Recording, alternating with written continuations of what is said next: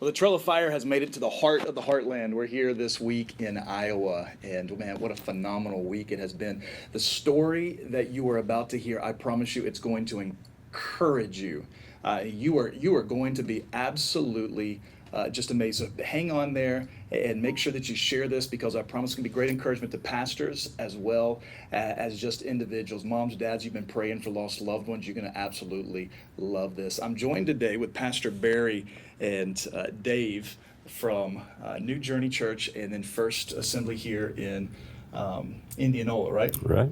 Yeah. And so we've been working this past week, multiple churches. I haven't seen this in the way that we've come together all across the area. And really, we've been in revival for the last week. Yeah. I mean, so many phenomenal things. Your church is how old, Dave? Just a little over 9 months. We planted it. Our first service was September 25th, 2016, 9.5 months ago. And the thing that's really amazing about what we've seen at New Journey is just it was packed out, all week long. Yep. Notable salvations. Amen. And probably one story that kind of like really just puts the whole thing together. The church that you're a part of, the building itself closed down Yeah. about what? Oh, probably close to 2 years ago now. October, November of it'd be 2015. Okay. And you guys came in and really just what was the vision behind jumping in and grabbing a hold of this church in Knoxville and seeing what God would do?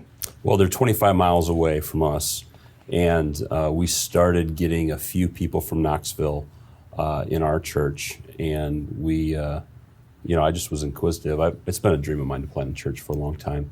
I actually came to Iowa under the invitation of someone who invited me on my way back from a church planting boot camp. It was my goal and my dream to plant a church, and we came here, and so this was just a really fulfillment of that dream. Right.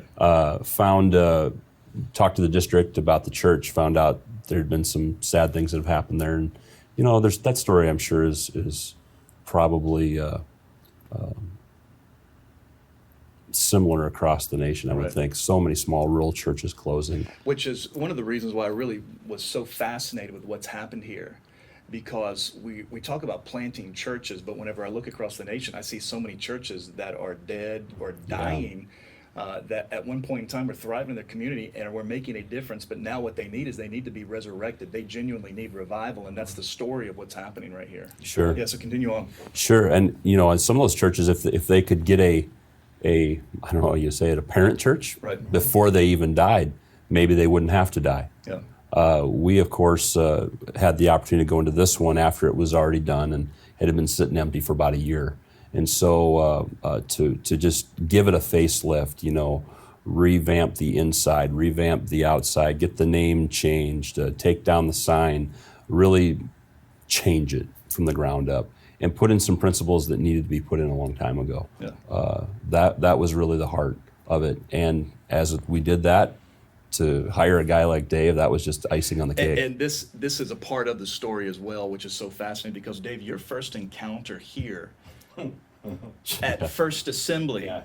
you stumble through the doors and you're drunk. Right outside this conference room door was the door I walked into drunk to start my I mean, share a little bit of that story. My life had really become a disaster. I grew up actually in Indianola, but I spent a lot of most of my adult life in Chicago. And just through drinking and various things, my life just started to decline over several years. And I got myself in a lot of trouble, and I was really buried in alcoholism. And I was just sick of my life. I was sick of where it took me. I was sick of the consequences of the sin in my life. And ended up in Indianola when my mom died in a house fire. In Indianola, I left from Chicago, and I came here and somehow made my way into this church. I don't know, somehow. And happened to be drunk, and I was broken. I was at the end of myself, and I stumbled in here drunk. That's because there's people that are at least, you said you lost your mom in a house fire. Your life has been wrapped up in drugs and alcohol. Yeah. You just had gotten bailed out of prison. And so it was a life that was at the end. And so many times we meet people like that come to the doors, and we wonder to ourselves, is there really any hope? Are they too far gone? Is it really possible that they can change? But your story really is one of remarkable change.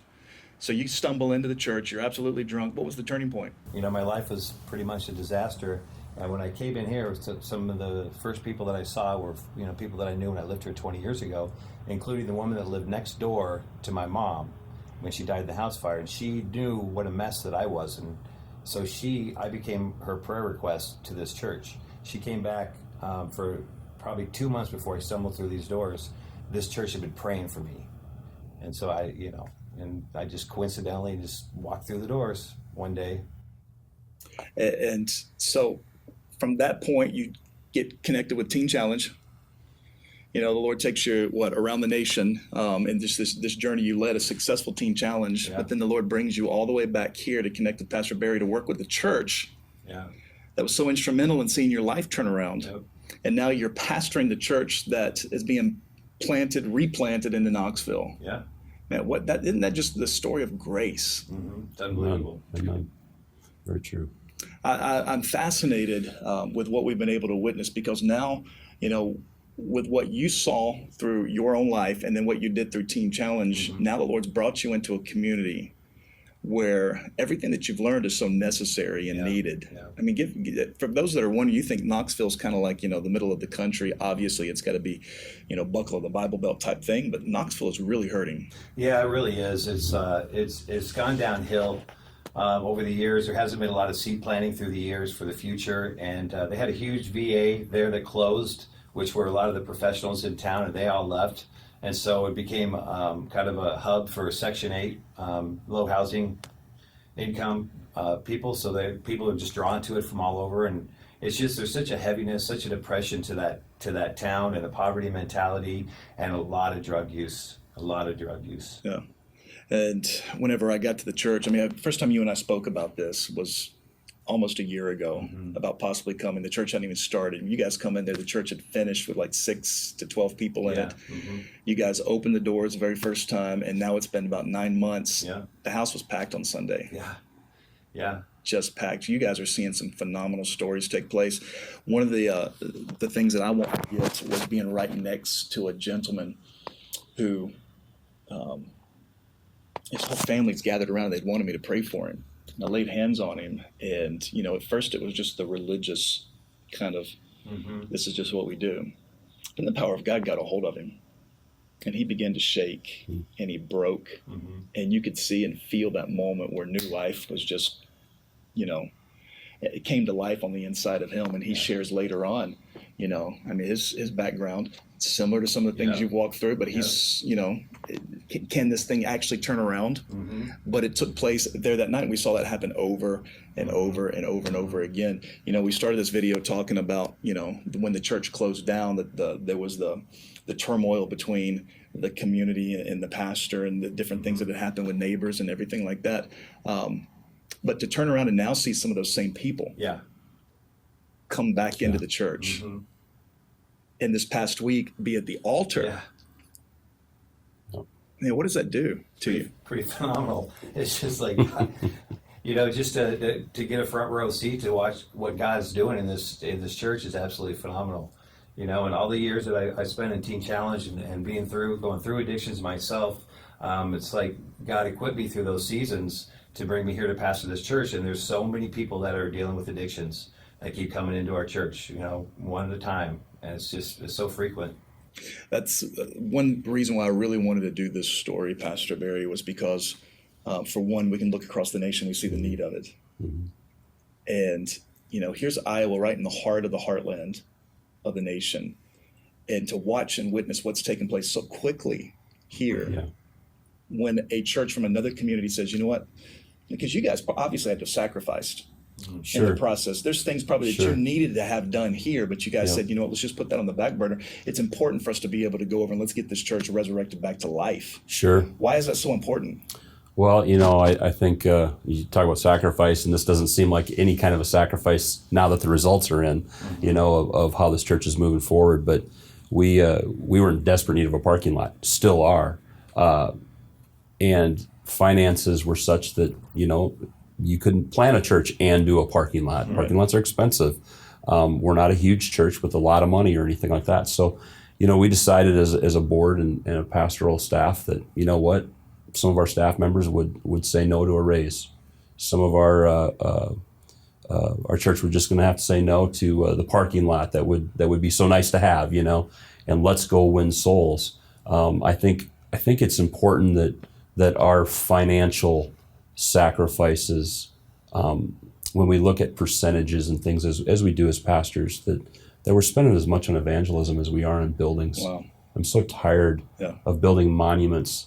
I came from a liturgical background, and my denomination back then that I was a part of, they built monuments all the time, and now they're mausoleums. They're empty, and we sure don't need to be doing the same thing. We need to win souls. I said it a couple weeks ago as I've cruised across America. One of the things that has so gripped my heart is I'm convinced now that most of what we do as the church in America has no eternal significance to it. Which is a sad statement. And many people have challenged me on that, but I'm like, if you begin to look at where we put all of our resources and our energy and all the things just to maintain the machinery, to pave a parking lot, which is an important thing and needs to be done, but to make the decision that says, let's do something of eternal significance. Yep. You guys have made it a year with the sacrifice, and to hear about the staff taking, we won't take a raise, we want to be able to help. That's a position of sacrifice. It's no wonder to me, Dave, that the church has taken off the way that it has, because the foundation has been right, the heart has been right. And to turn back around and see the souls being saved week after week after week, and what we saw this past week. I can't brag about this enough, to look back this week and watch multiple communities. We had Pella, Knoxville, and Indianola specifically, but then other surrounding areas as well come to be a part, and then multiple churches come to support, and not just we want to come there and just be supportive of. No, they were there. And it's moved. We did one in Pella, we did one here in Knoxville, we've done here. I really believe there's a pattern being set here of what could take place if we begin to adopt an eternal perspective. Agreed. And how things might turn around. Right. What would you say to that? Oh, turn on the news, look at the newspaper. I mean, our nation's in trouble. And the only answer is not more politics. Obviously, it's more Jesus. It's more salvations. And I think what a great place in the Midwest to for God just to fall in all of His glory, and for people to lay down their treasures, and see souls saved. I mean, that's really what's going to change things. Dave, you come into the church so many years ago drunk. I remember that day. That begins the turnaround Yes, sir. of just getting your life straightened out. Yeah. But through that process, the Lord brings you back home. Yeah. To now see that same, what He did through you, now to watch that take place through you as it happens inside the community. Incredible. And you're already beginning to see that. As we move forward, in the coming years or whatever, what is your hope for Knoxville? Culture change.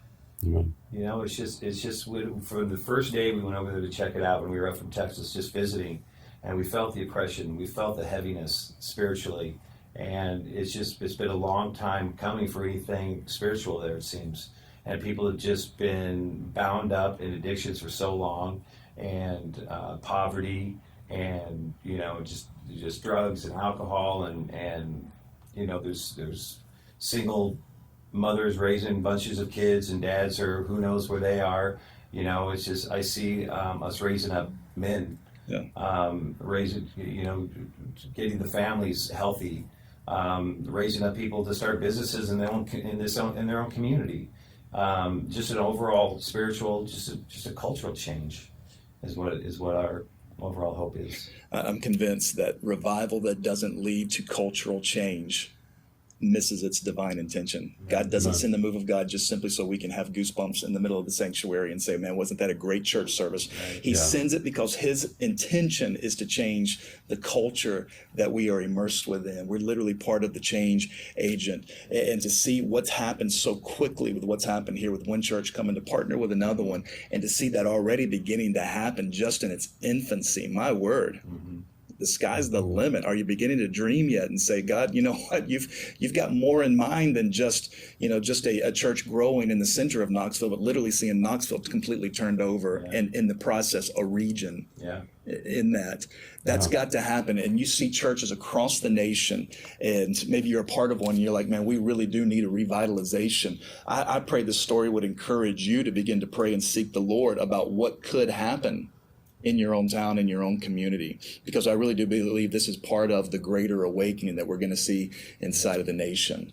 These stories absolutely just encourage me, and it's the reason why we do it. It's the reason why we try to keep them up there on the site. Remember, trailofire.org, great way to follow along on the journey as we just kind of travel around and say, hey, God, what are you doing across the land? And I just have to say a huge thank you to you guys for the willingness of what I've seen, and then to allow us to come and just be a part of it. Oh, yeah. This past week has been phenomenal. It's been amazing. And so thank you. Well, we appreciate you Absolutely. stirring up revival fire in people.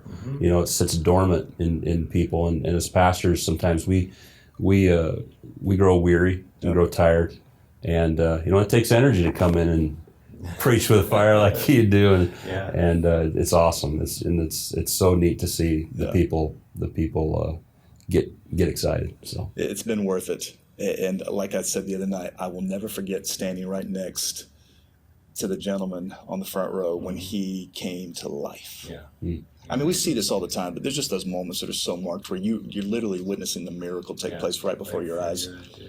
And I never forget those moments, because it's what it's all about. It is. It's what it's all about. We're seeing it in the church. We're seeing it in individuals. We're seeing it in the nation. God bless you. And we'll continue on. Next up from here, I think, is to Illinois as we continue on to the East Coast. And so follow along. We'll see you there.